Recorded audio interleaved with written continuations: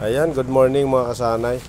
Bali ngayon may ibabahagi ako sa inyo mga kasanay kung paano paano gumawa ng kanto mesa. DIY ko lang po ito mga kasanay. Naisip ko lang kaninang umaga kung paano ko mapapabilis yung paggawa ng kanto mesa ng ating tiles.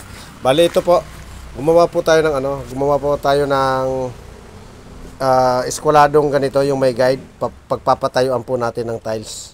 Eskwalado po yan at saka hindi po yan pilipit hulma po natin yan sa isang malaking tiles. At saka naglagay na po tayo ng eskwaladong sandalan mga kasanay ito.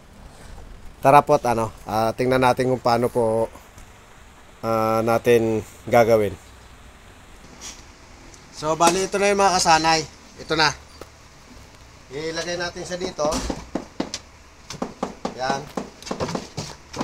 Ilagay natin siya dito nakasandal. Then yung isa, ito, ganyan na natin nakasandal dyan. Ayan.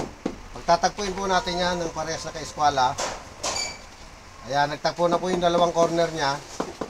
Saka ilak po natin yung ganito. Ayan. Pag nalak po natin ng ganyan, saka po natin siya gagrinderin. So, ito mga sanay, grinderin na natin, Bali, yung takbo ng ating talim, naka 45 po doon. Bali naka 90 degrees po dito. Naka 45 po dito kasi naka 90 degrees po tayo eh. Bali, tatabasin natin to para maging 45 degrees. Gigitan lang po natin makasana yung dalawang tiles na yan. Ayan.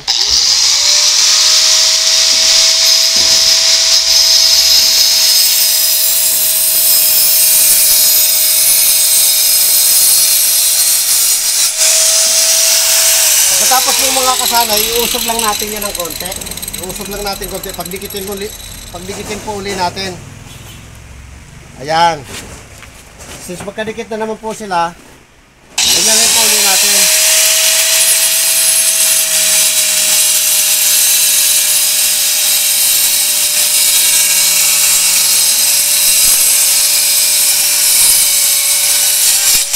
Ayan. Ulit lang po ito mga kasanay. Urong naman ulit natin yan hanggang sa magdikit. Ayan, unti-unti na po nagiging kanto mesa mga kasanay. Sorry. Ayan. Ito yung magka-grinder natin. Ididikit lang natin.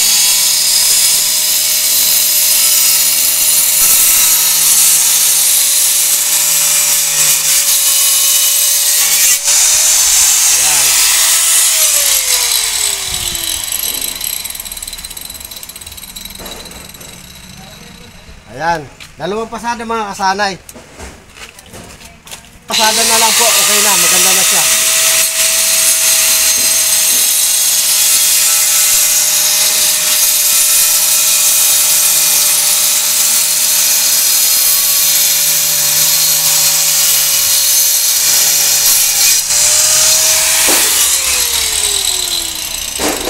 Isang pasada na lang po, okay na tayo.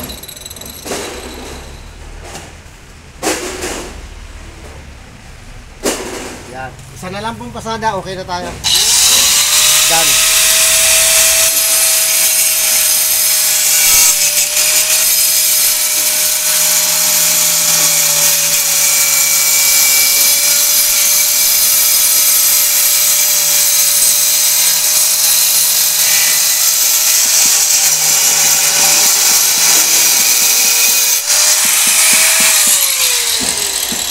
Ayan po mga kasanay. Tingnan nyo po yung pagka-kanto-mesa natin mga kasanay. Kulang pa pala tayo ng isa. Sorry po. Kulang pa ng isang pasada.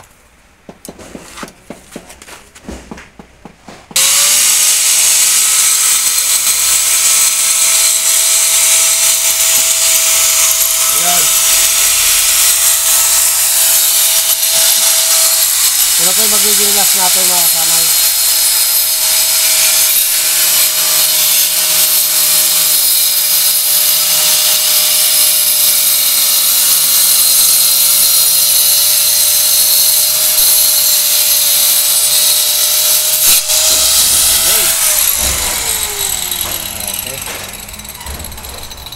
Ayan.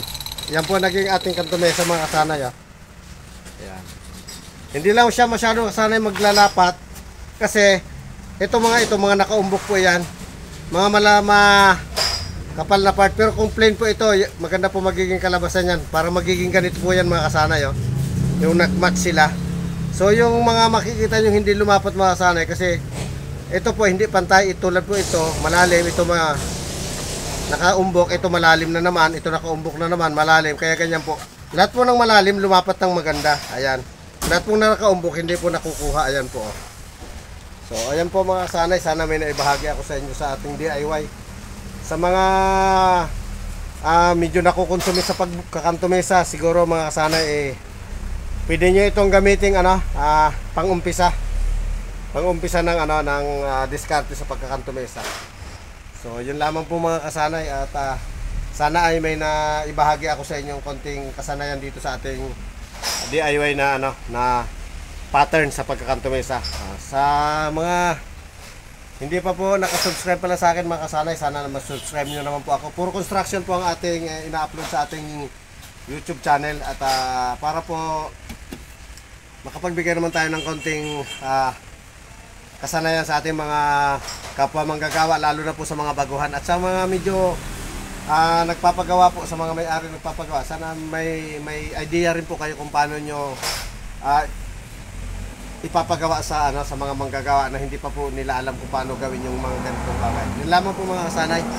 At sana po pindutin niya rin po yung ating bell button para ma-notify po kayo sa